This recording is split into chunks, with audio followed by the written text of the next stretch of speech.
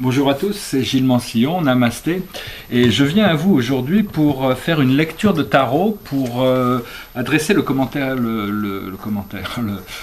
romantique de la vie pour les mois d'octobre, novembre, décembre 2015. Et donc cette lecture s'adresse à vous si vous avez votre signe astrologique en Scorpion, si vous avez votre ascendant en Scorpion, si vous avez votre lune en Scorpion, parce que c'est votre caractère émotionnel, si vous avez Mars en Scorpion, qui est votre identité sexuelle, ou si vous avez Vénus en Scorpion, qui est votre point d'attraction. Alors si vous ne connaissez pas encore toutes ces planètes, où elles sont dans votre charte, vous devriez regarder sur Internet, parce que bon, une fois que vous les connaissez, les 10 principales planètes, ce sera les mêmes pour tout le reste de votre vie, donc c'est utile de voir un petit peu. Sinon, il y a des centaines de planètes qui ont aussi une influence, qui sont un peu plus dures à repérer dans sa charte natale, mais bon, ça peut être intéressant si vous arrivez à les trouver, parce que bon, ça peut aussi enrichir, il suffit qu'il y ait une petite planète qui soit au milieu pour que ça change un peu le discours entre les planètes. Bon, personnellement, j'ai ma lune en Scorpion et j'ai Neptune en Scorpion, donc ça m'a pris longtemps pour arriver à intégrer cette énergie de cette lune qui est connectée à mon monde du rêve. Et donc j'ai également Iris, Siva et Sisyphus qui sont en Scorpion. Donc bon, c'est une constellation, étant Poisson, ascendant Poisson, je suis très connecté avec la constellation aussi, grâce à ma lune Neptune qui sont connectés au Scorpion. Donc le Scorpion, c'est un signe fixe d'eau. Et donc j'ai pas eu trop de relations avec des femmes Scorpions, mais de peu que j'en ai reçu, je me souvienne, c'est des gens très profonds, c'est des gens très, ils aiment bien il y a tous beaucoup de mystères par rapport à la vie, mais les Scorpions sont connectés avec ce mystère. Et donc c'est des gens très profonds. Quand on rentre dans une relation avec un Scorpion, généralement il y a une sorte d'interpénétration émotionnelle. Il y a c'est très intense. Les relations sont très intenses avec les Scorpions. Bon, bien sûr, au plus vous avez de caractère de Scorpion dans votre charte, au plus c'est évident, hein. Donc c'est vraiment une planète c'est une constellation qui est gouvernée par Pluton. Et c'est généralement des personnalités assez complexes. Ils aiment bien les longs foreplay, comment disons, les préliminaires. Vraiment, ces Scorpions, ils savent aussi aller chercher ce qu'ils ont besoin, hein. Ils vont vraiment y aller parce qu'ils savent qu'ils peuvent obtenir ce qu'ils veulent, et donc c'est parce qu'ils ont un désir qu'ils doivent assouvir, et donc c'est vraiment. Et donc aussi le Scorpion, c'est probablement le signe le plus sexuel qui soit. Donc il y a tous, pour eux le sexe c'est quelque chose de sacré, quoi. C'est quelque chose de profond, et donc il y a besoin d'une certaine confiance pour arriver à rentrer dans une relation avec un Scorpion. Bon, ils peuvent aussi devenir un peu obsessifs dans leur relation, mais bon, ça fait partie du caractère du Scorpion. Ils aiment aussi, ils sont pas trop pour les relations intimes, ils sont beaucoup plus confortables dans l'obscurité qu'en pleine lumière, en plein jour, hein, donc ça fait partie de cette nature. Bon, ils ont aussi des douleurs personnelles qui transportent généralement, donc ça fait partie aussi de ce procédé. Les Scorpions sont très forts aussi, ils aiment beaucoup les jeux un peu, plutôt le bandage, les choses un peu bizarres. Ça peut paraître bizarre pour les autres signes, mais pour eux ça passe assez bien. Ils aiment bien aussi partager des secrets, c'est-à-dire ça établit une confiance, parce que partager ses secrets, les Scorpions sont assez sécrétifs. Mais bon, pour eux, la sexualité, c'est quelque chose de très privé, très secret, très sacré. Et donc, c'est généralement des partenaires loyaux. Ils ont une loyauté, ils sont très directs. Et ils ont besoin de ressentir un sens pour entrer dans des relations aussi, parce que bon, tous les signes d'eau sont quand même très connectés à ce caractère émotionnel. Donc voilà, je vais lire je vais faire une lecture de tarot pour adresser les conditions pour tous ceux qui ont des influences scorpioniques dans leur charte. Et donc voilà. Bon, bah, la situation, c'est vraiment une victoire, c'est-à-dire vous pouvez déjà ressentir que vous avez gagné quelque chose. Qu'est-ce que la victoire veut dire pour vous? La victoire, c'est d'être libre de ses peurs, libre de pouvoir vivre sans peur, et donc c'est très très important. Ce que la victoire veut dire, c'est de pouvoir avancer quand même tout le temps, même régulièrement, sans faire avancer trop vite, mais avancer régulièrement. Et ce qui vous permet d'assurer la victoire, c'est d'abandonner toutes les choses qui ne vous servent plus, pour laisser les choses dans le passé, là où elles ont besoin d'être dans le passé. Parce que pour arriver à la victoire, il faut pouvoir oublier toutes les défaites du passé, ou toutes les luttes, même cette souffrance, il faut la transmuter. Je ne dis pas qu'il faut ignorer ce caractère sombre qu'on peut tous avoir, mais il faut pas trop s'accrocher, il faut vraiment pas s'accrocher au passé. À partir du moment où on s'accroche pas, tout le flow va vraiment s'ouvrir pour vous. Et autour de ça, il y a le roi d'épée, qui est un roi d'épée. Bon, c'est le tarot de Venise, hein, donc le tarot de Casanova, c'est un peu romantique, un peu érotique parfois.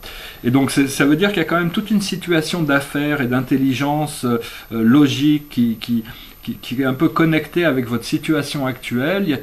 C'est un peu le monde des affaires, un monde d'organisation, pour arriver à construire la réalité que vous avez besoin de créer. Dans votre esprit conscient, vous êtes vraiment, c'est vraiment un bonheur extraordinaire qui est déjà présent dans votre esprit conscient, et ça va se manifester. C'est le 10 de coupe. Bon, là, c'est un peu une carte un peu érotique, mais ça représente la satiété, c'est-à-dire pouvoir avoir vous voulez le meilleur de tout, et c'est ce que vous allez avoir si vous arrivez à rester concentré là-dessus, pas faire de compromis. Vous allez pouvoir obtenir ce réconfort total qui va vous permettre de pouvoir vivre une vie pleine et remplie et complète et enrichissante.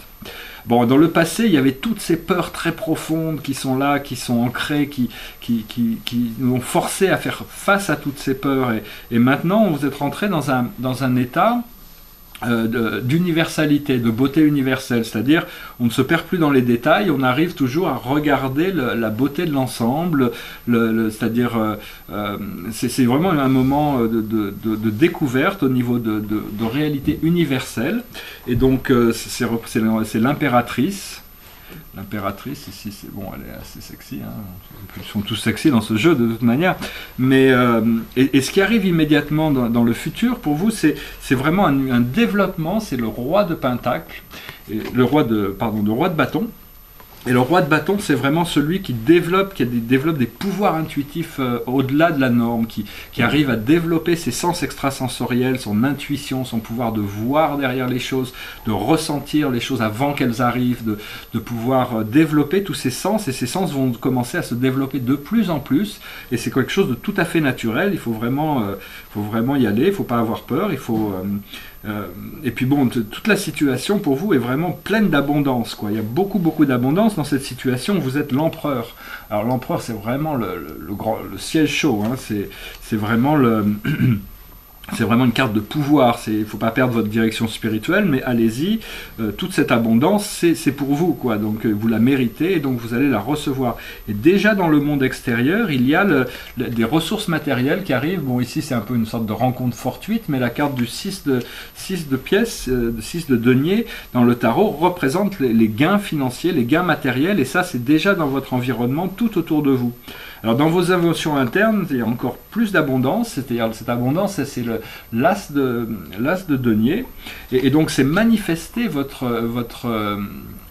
succès intérieur à l'extérieur, pour que ce soit pleinement en harmonie, qu'il y ait une abondance complète et totale, que vous sentiez que tout ce que vous faites à l'intérieur se manifeste naturellement à l'extérieur, et que ce succès vous est reflété constamment. Et la clé de tout ça, c'est encore des pièces. C'est le 9 de denier, donc ça représente des gains, c'est-à-dire il y a des choses qui vont arriver dans votre vie de plus en plus dans les 3 prochains mois, qui vont commencer à se manifester de plus en plus, se matérialiser. Ça peut être des petites choses, ou ça peut être des choses beaucoup plus importantes, mais toutes les choses qui amènent une amélioration dans la qualité de votre vie, va vraiment, vous allez pouvoir apprécier toutes ces choses, toutes ces petites choses. Des fois on attend des grosses choses et les grosses choses n'arrivent pas, mais il y a des petites choses qui arrivent qui font que la vie s'enrichit quand même. Donc, mais bon, il y a vraiment beaucoup d'abondance et de prospérité pour vous, et donc c'est vraiment un moment qui, dans ces 3 mois à venir, il va falloir pouvoir en profiter, il va falloir pouvoir parce que même une fois qu'on abandonne, c'est-à-dire que bon, il y a vraiment la récolte qui arrive au niveau de la situation. Une fois que vous avez abandonné tout ce que vous devez abandonner, vous avez vraiment le potentiel de vraiment faire la récolte de tout votre travail, de toutes les bonnes choses que vous avez faites. Vous allez pouvoir le récolter, et puis le manifester, le partager et l'exprimer. Mais enfin, au niveau des relations, il y a vraiment, je vois pas, vous voyez déjà cette ouverture, et donc c'est juste une question de laisser les forces du subconscient, tout ce qui était dans le passé, pour pas ramener il y a peu de chances que ça revienne. C'est juste que bon, la victoire est assurée si vous arrivez à rester connecté avec cette abondance, avec ce flow, avec ce bien-être, et vous pourrez éventuellement le partager de plus en plus. Mais enfin, le pouvoir vient de vous. Vous êtes vraiment le conducteur, comment on dit, le conducteur, le chef d'orchestre. Voilà, en français, c'est vous le chef d'orchestre de votre vie, et puis bon, tous les autres éléments s'accordent avec vos émotions, vos pensées. C'est vous qui créez tout ça, et donc c'est à vous de diriger vos pensées vers ce qui est voulu, et à partir de là, enfin de toute manière, tout est déjà là, hein, donc vous allez vraiment pouvoir en profiter. Voilà, j'espère que cette lecture aura été intéressante pour vous. Si vous avez des commentaires, ou si ce que je vous dis résonne positivement, laissez-moi un mot. Je suis toujours content d'avoir vos impressions et vos idées par rapport à ces choses.